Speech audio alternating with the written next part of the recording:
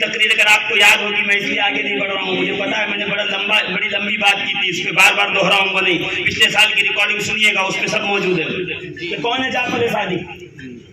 مسئلہ یہ ہے کہ مسلمانوں کو مسجد کے اندر رکھا گیا، مسجد سے نکالا گیا، کام بزنس میں لگا دیا گیا، اس کو بتایا ہی نہیں گیا کہ تم ہے کون، ورنہ مسلمان کو یہ اچھی طریقے سے پتا ہوتا کہ یہ بجلی، یہ لائٹ، یہ کرنٹ، یہ مشین، یہ پاور ہاؤس، یہ گھڑی، یہ گھڑیال، یہ ہوائی جہاز، یہ موٹر کی تیز رفتاری، یہ ڈیزل، یہ تمام کی تمام تکنیکیں، یہ ارجا، یہ سب کی سب جس کی دین ہے اس کا نام ہے امام جعفر صادق،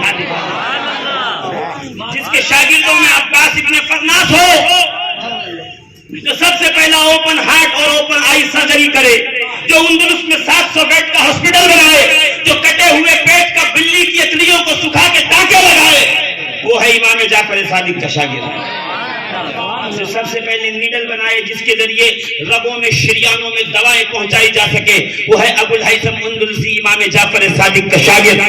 پوری دنیا، پوری سائنس، فزکس کے بیس ہے، ذرا جا کے پوچھو نا یونیورسٹی کے بڑے بڑے ڈین سے اور پروفیسر سے، بھیا جابر ابن حیان کو جانتے ہو؟ وہ کہے گا ہاں ہم جانتے ہیں۔ کون ہے؟ تو فادر آف کیمسٹری ہے۔ اور کئی بس اتنے ہی جانتے ہیں، میں کہوں گا ادھر آ، جابر ابن حیان جس کا شاگرد ہے اس ذات کو امام جعفر صادق کہا جاتا ہے۔ رسول اللہ نے ایسے نہیں فرمایا تھا انی ترکت فیکم الثقلین کتاب اللہ و عترتی اہل بیتی، تمہاری بھلائی، تمہاری کامیابی کے لیے دو چیزیں چھوڑ رہا ہوں، ایک قرآن اور ایک میرا خاندان۔ قرآن تھیوری ہے، اہل بیت پریکٹیکل ہے، قرآن بتائے گا، زمین و آسمان کے کناروں سے نکل جاؤ، آل محمد اپنے شاگردوں کو سکھائیں گے کس طرح ہوائی جہاز کی دوست پہ بیٹھ کر کبھی زمین کے کناروں سے اور کبھی آسمان کے کناروں سے نکلا جائے۔ انظر الی الابل کیف خلقت، کبھی اونٹ کو دیکھو اللہ نے کیسے پیدا کیا، تو کبھی پتا ہے کہ اونٹ کو اللہ نے کیا بنایا؟ پہلا کام اس کا یہ ہے کہ وہ پانی اسٹور کرتا ہے۔ دوسرا کام کیا ہے؟ کہ دوسرا کام یہ ہے کہ وہ صحرا اور ریگستان میں زندہ رہتا ہے۔ تیسرا کیا ہے؟ کہ اس کی پتلی پتلی ٹانگوں میں ہم نے بہت بڑا جسم رکھا ہوا ہے، تم اس کو بناؤ تو تم اس کو دیکھو، اس میں غور کرو، اس کی تخلیق کو دیکھو، اس کے پیروں کو جوڑ کر دیکھو تو تمہیں پتا چلے گا کس طریقے سے عمارت بنائی جاتی ہے، کس طرح سے بنیاد ڈالی جاتی ہے، کس طرح سے زمین سے پلنتھ نکالی جاتی ہے، اور اس پلنتھ کی مضبوطی کی بنیاد پر کالم بنا کے 1000، 100، 200 منزلہ عمارتیں کھڑی کی جاتی۔ کب پتا چلے گا؟ جب تم اللہ کی بنائی ہوئی مخلوق اونٹ کی بناوٹ میں غور و فکر کرو گے۔ مسلمان کہہ رہا ہم کھائیں گے، غور و فکر کوئی اور کرے گا۔ میرے ساتھ چلیے، لائبریری آف کانگریس ورلڈ کی سب سے بڑی لائبریری، جس کے ایک ایک سیکشن میں 25 ہزار کتابیں ہیں، 7 منزلہ لائبریری ہے۔ کوئی دنیا کی ایسی کتاب نہیں جو پرنٹنگ پریس سے نکلی ہو وہاں موجود نہ ہو، چاہے جس زبان میں۔ جو کتاب پرنٹنگ پریس سے نکلی وہ وہاں پہنچی ہے، قرآن مجید سے لے کر کے بخاری تک۔ جی، اکنومی کی کتاب سے لے کے ہسٹری تک ہر کتاب وہاں موجود ہے۔ اور کسی کو توفیق ہو تو جائے آن لائن سرچ کرے، یہود و نصارہ سب سے زیادہ جن ذوات مقدسات پہ پی ایچ ڈی کرتے ہیں، ان کے علوم و فنون پہ پی ایچ ڈی کرتے ہیں، وہ 2 ذات ہے، ایک مولا کائنات کی، دوسری امام جعفر صادق۔ اور مسلمان سے پوچھو امام جعفر صادق کون ہے؟ رجب میں آئیے گا اس کے آگے بڑھے نہیں۔ اور مولا علی کون ہے؟ دھیرے کہیے، آپ سننی ہے، یا علی زور سے نہیں کہہ سکتے۔ دیکھو تم مجھے یا علی کہنے سے روکتا ہے، آپ میدان بدر کے اندر، میدان احد میں، کہ مولا کائنات تلوار لے کے لوٹے اور کہے یا رسول اللہ آج عجب حال تھا، میں تلوار چلاتا جاتا تھا، عجیب شور اٹھتا تھا، تو نبی مسکرا کے کہتے ہیں علی آج تو تلوار چلاتا جاتا تھا اور فرشتے عرش سے پکارتے جاتے تھے لا فتح الا علی لا سیف الا ذوالفقار، کوئی جوان مرد نہیں ہے علی کی طرح، کوئی تلوار نہیں ہے ذوالفقار۔ وہاں آسمانوں پہ علی علی کا شور مچا ہے تو زمین پہ ماننے کو تیار نہیں۔ میں کہوں پروردگار تجھے اگر اعلان کروانا ہوتا تو عرب کے، افغانستان کے، مصر کے، شام کے، انطاکیہ کے، افریقہ کے کسی ایک پہلوان سے اعلان کروا دیتا کہ علی جیسا کوئی بہادر نہیں ہے۔ کہ تم سمجھے نہیں، اگر عرب کا، انطاکیہ کا، مصر کا، افغانستان کا، کسی شہر کا، کسی ملک کا پہلوان اعلان کرتا تو یہ اتنا منافق علی کا دشمن ہے، وہ کہتا یہ عرب کے پہلوان نے کہا تھا چلو مصر میں ڈھونڈو وہاں کوئی مل جائے گا، ارے نہیں مصر کے پہلوان نے کہا تھا افریقہ میں ڈھونڈو کوئی وہاں علی سے مضبوط مل جائے گا۔ پروردگار عالم نے عرش سے فرشتوں سے آواز لگا کے بتایا تو زمین پہ علی کا برابر طاقتور ڈھونڈتا ہے، ادھر آسمانوں میں بھی کوئی علی کی طرح طاقتور مخلوق نہیں۔ علم علی کی دھوم ہے کل کائنات میں، فضل علی کا رنگ ہے ہر بات بات میں، حب علی سے بادا اے وقت کے یزید، حب علی کو دخل ہے تیری نجات میں۔ اور میں ہوا میں باتیں نہیں کر رہا، ہوا میں باتیں نہیں کر رہا، میں حقیقت کی بنیادوں پہ باتیں کر رہا ہوں۔ مولا کائنات نے کیا فرمایا؟ سلونی قبل ان تفقدونی، اس سے پہلے کہ تم مجھے کھودو مجھ سے پوچھو کیا پوچھنا چاہتے ہو۔ اس کے بعد کا جملہ سنیے، علی فرماتے تم مجھ سے زمین کے خزانوں کا راز پوچھو، تم مجھ سے آسمان کے راستوں کا راز پوچھو۔ 1400 سال پہلے لوگ ہنستے تھے اور کہتے تھے دیکھو علی کہہ رہے ہیں مجھ سے آسمانوں کا راستہ پوچھو، کیا آسمان میں کوئی سڑک ہے؟ NH40 47 48 NH30 NH20 کوئی راستہ ہے آسمان میں؟ یہ 100 سال پہلے تک بھی لوگ یہی کہتے تھے۔ یہ تو ایویشن کمپنیز آئیں، ہوائی جہاز کی جو کمپنیاں ہیں وہ آئیں اور انہوں نے روٹ طے کیا کہ دلی سے ایک ہی وقت میں 2-2 5-5 6-6 منٹ کے وقفے میں ایک فلائٹ بنگلور جائے گی، ایک بمبئی جائے گی، ایک کلکتہ جائے گی، ایک کانپور آئے گی، ایک مدراس جائے گی، ایک انگلینڈ جائے گی، ایک سعودیہ جائے گی، ایک دبئی نکلے گی، ایک شارجہ جائے گی، اور اسی وقت میں ایک احمد آباد سے آ رہی ہوگی، ایک بڑودہ سے آ رہی ہوگی، ایک بریلی سے آ رہی ہوگی۔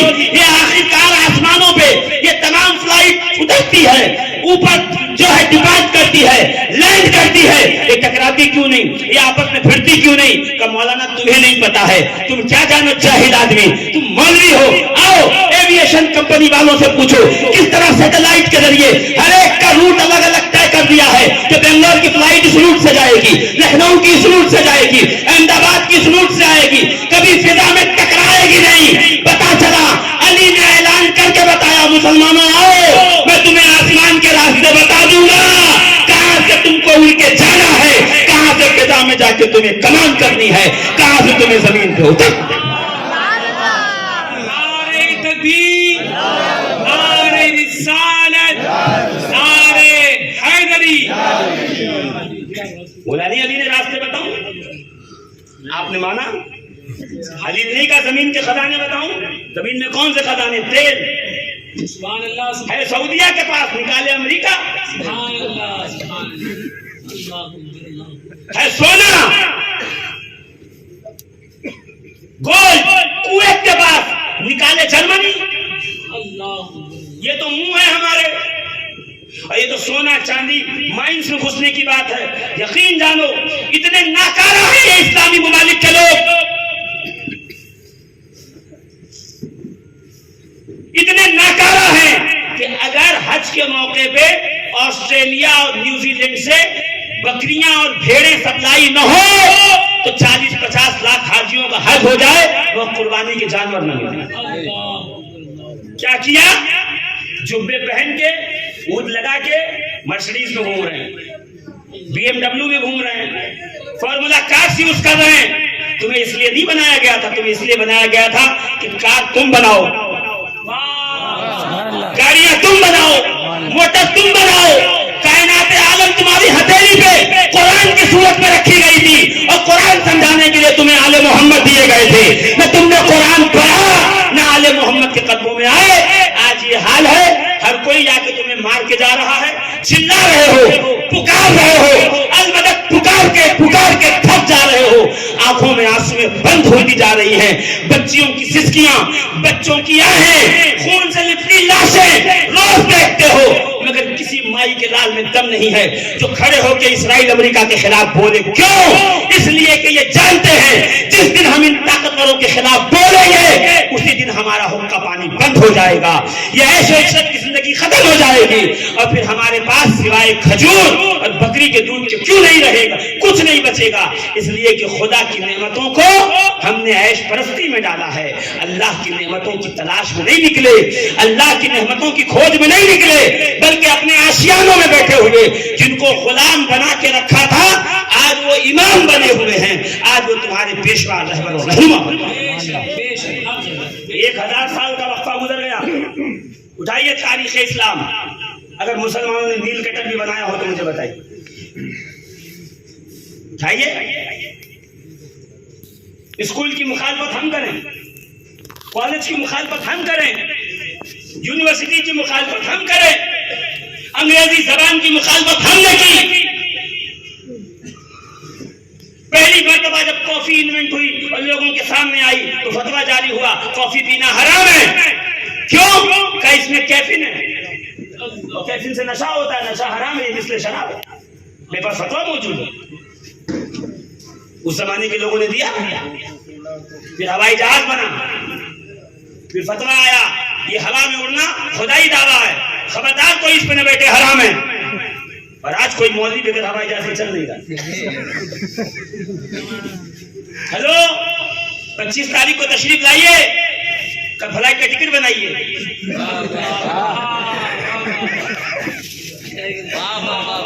غور کیجیے، ذرا سوچئے کہاں پہ ہم کھڑے ہوئے ہیں. اہل بیت کو چھوڑنے کا کیا نتیجہ؟ فل پیکج دیا رسول اللہ نے، فل پیکج، کوئی کمی نہیں تھی. مولا کائنات کا فرمان سنو تو آگے بات کروں. میرے آقا مولا کائنات علی اس پانی کی فضیلت بیان کر رہے ہیں. یہ پانی آپ کیا کہو گے؟ وہاں پیاس بجھاتی ہے، زندگی دیتی ہے، حیات دیتی ہے، یہی کہو گے نا؟ بولو نا. زمین پہ ڈالو تو اناج اگتا ہے. مولا کائنات فرماتے ہیں کہ میں پانی کو پانی سے ٹکرا دوں تو پوری دنیا روشن ہو جائے. علی مرتضیٰ کا فرمان سنا، اگر میں پانی کو پانی سے ٹکراؤں تو پوری دنیا روشن ہو جائے. لوگ کوفے میں ہنس رہے تھے کہ علی کیا کیا باتیں کرتا ہے، مگر میں نے آج بجلی پلانٹ میں جا کے دیکھا ہے جہاں پانی کی زور سے بجلی پیدا کیا جاتا ہے. جب اس کو دیکھا تو دل میں خیال آیا، علی نے تو 1400 سال پہلے کہہ دیا تھا. اسی دن پوچھ لیتے علی چلو بتاؤ کیسے روشن کیا جاتا ہے. تو میرا یہ وعدہ ہے اور میرا یہ عقیدہ ہے، مولا کائنات نے عرب کی سرزمین کو اسی دن بجلی جیسی قیمتی شے دے کر کے مسلمانوں کو کائنات عالم کی دور میں، ترقی کی دور میں سب سے آگے کھڑا کر دیا. مگر اس وقت انہیں مذاق سوچ کر کبھی خطبات پڑھیے لیے مرتضیٰ کی، کبھی حیدر کرار کی بات کیجیے. ایک سازش ہے، تمہیں ذکر علی سے روکا جا رہا ہے، تمہیں ذکر علی سے نہیں، تمہیں ترقی سے روکا جا رہا ہے، تمہیں دنیا پہ حکومت سے روکا جا رہا ہے. حیدر کرار کو سنا نہیں کیا کہہ رہا ہے مولا کائنات؟ اور آپ کے غلام کمبر گزر رہے ہیں، کمبر بیٹھ گئے، چیٹیاں جاری. کہا مولا چیٹی کے بارے میں کچھ بتائیے. علی مسکرائے، کمبر تجھے چیٹی کے بارے میں کیا بتاؤں؟ یہ وہ مخلوق ہے اللہ نے بہت ان کو حاضر دماغ بنایا. سبحان اللہ کہہ دو تو آگے بڑھو. تقریر سے بات تھوڑی ہٹ گئی مگر میں تقریر پہ آ رہا ہوں. کہا انہیں بہت دماغ والا بنایا. جب یہ اپنا گھر بناتی ہیں تو 3 منزلہ بناتی ہیں. اوپر کے منزل میں ان کی بادشاہ رہتے ہیں، بیچ کی منزل میں ان کی عوام رہتی ہے، نچلے تہخانے میں یہ اپنا اناج جمع کرتے ہیں، اور نیچے اس لیے جمع کرتے ہیں کہ بہت زیادہ اوپر ہو جائے تو منزل گر نہ جائے، اور کبھی پانی بھر جائے تو کوئی جان کا نقصان نہ ہو، اناج ختم ہو جائے تو چلے گا. اور اے قمبر جب انہیں کہیں اناج کا ذخیرہ ملتا ہے تو یہ آ کے اپنے بادشاہ کو خبر کرتے ہیں. بادشاہ چل کے آتا ہے, معائنہ کرتا ہے اور پھر بتاتا ہے کتنی مقدار میں اناج لے جانا ہے. اور ایک چیٹی جب اناج لے کے چلتی ہے تو اے قمبر بار بار اس کے منہ سے چھوٹتا ہے, مگر وہ اپنے وزن سے 10 گنا زیادہ وزنی اناج لے کر کے اپنے گھر تک پہنچانے میں کامیاب ہوتا ہے. اور وہاں پر ان کی ڈیوٹی ہوتی ہے کہ اناج کو چیک کرے, اگر اس کے اندر کیڑے ہیں تو رکھنے نہیں دیا جاتا, باہر پھینکا جاتا ہے. اگر وہ صحیح اور سلامت ہو تو اسے اندر ذخیرہ کیا جاتا ہے. اور قمبر سنو, جب ان کا بادشاہ وہاں سے معائنہ کر کے لوٹتا ہے تو لعاب گراتا ہوا چلتا ہے, یعنی یہ وہ راستہ ہے جس راستے پہ تجھے چلنا ہے, دائیں بائیں نہیں بھٹکنا. اور قمبر اگر تجھے شک ہو تو چیٹیوں کی جو قطار ہے اس قطار کے درمیان تو اپنی ہتھیلی سے اس طرح رگڑ کے راستے کو صاف کر دے, اس دھوپ کے نشان کو مٹا دے. چیٹیاں آئیں گی, وہاں سے واپس لوٹ جائیں گی, ایک قدم بغیر ہدایت والے راستے پہ نہیں چلیں گی. یعنی علی بتا رہے تھے جانور ہو کے بھی عقل ہے, بغیر امام خدا کے چلا نہیں جاتا. اور علی وہ ہے جو ہدایت کا امام بھی ہے اور ہدایت کی ولایت کا تلقین بھی.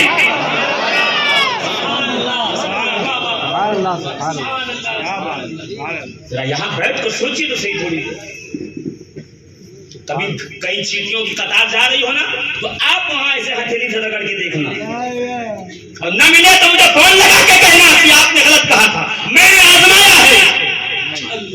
وہ بغیر اپنے امام کی ہدایت کے راستے نہیں چلتے. اور یہاں اماموں کے امام امام الانبیاء نے کہا تمہارے لیے 2 چیزیں چھوڑ رہا ہوں, قرآن, اہل بیت. قرآن پڑھتے نہیں, اہل بیت کا نام لو تو ایسے لگتا ہے جیسے پاگل کتے نے کھایا.